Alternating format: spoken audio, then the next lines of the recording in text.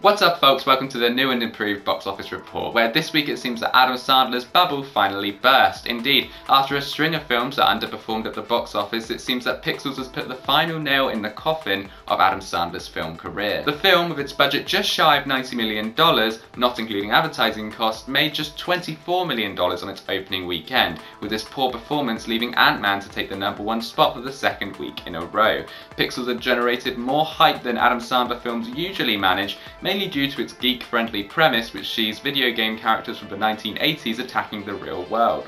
However, a barrage of bad reviews seemed to provide some damning evidence that this film was just as bad as Sandler's last few releases, and it was likely this bad word of mouth that prevented the film from meeting its expectations. The film debuted at #2, bringing in just a little less than holdover #1 Ant-Man. The Paul Rudd Marvel movie experienced a drop of about 56%, which isn't great, but it isn't terrible either, and thanks to a solid second week of business, the film has now made over $100 million in the United States alone.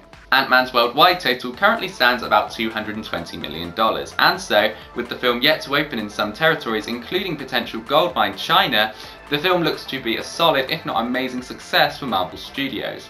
Whether the film will make quite enough to persuade Kevin Feige and co to make a sequel is still anyone's guess. There were two other wide releases this week in the form of Jake Gyllenhaal's Southpaw and John Green adaptation Paper Towns. Southpaw actually performed higher than expectations, although it's worth noting that expectations weren't all that high. The film was estimated to make about $14 million over the weekend, but went on to make closer to $16.5 million, suggesting that Jake Gyllenhaal still has some heat left over from last year's much acclaimed Nightcrawler.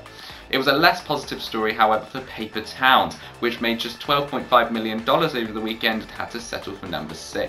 While the film was not expected to match previous John Green adaptation, 2014's The Fault in Our Stars, which opened with $48 million in its opening weekend, Paper Towns was still expected to open higher than this. On the weekly roundup on Friday, I mentioned that 20th Century Fox had signed a first-look deal with author John Green. However, after this opening, it's questionable just how much they'll be taking advantage of that agreement. Elsewhere in the top 10, Minions and Trainwreck had solid holds, taking the #3 and 4 spot respectively, while Terminator Genisys is still having a lot of trouble drawing crowds. Indeed, it looks as if the film will finish its run with a domestic total under $100 million, always a bad sign for a big-budget American blockbuster.